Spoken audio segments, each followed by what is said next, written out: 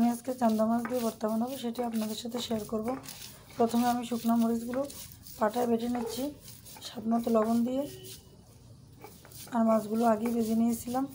মাছগুলো ভাজার সময় কারেন্ট ছিল না, সেজন্য আমি ভিডিও করতে পারিনি। এখন ভাজা মাছগুলো পাটাতে বেটে নেব।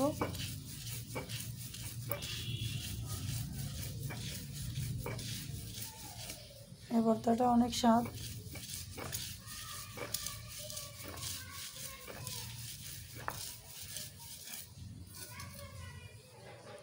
আমার শিলপাটাটা অনেক ছোট, সেজন্য আমার 3 থেকে 4 বার অল্প অল্প করে নিতে হয়। এখন আমি কাঁচা পেঁয়াজগুলো দিয়ে দিচ্ছি। আর কাঁচা পেঁয়াজটা দিলে ভর্তাটা একটু খেতে মজা হয়।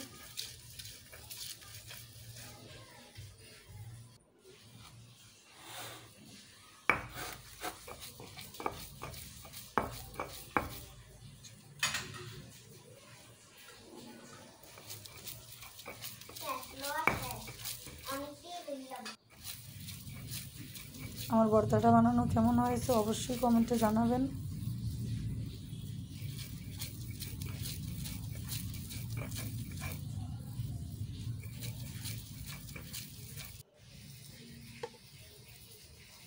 আমার ভর্তাটা বানানো হয়ে গেছে। আজকের মতো এখানেই বিদায় নেব।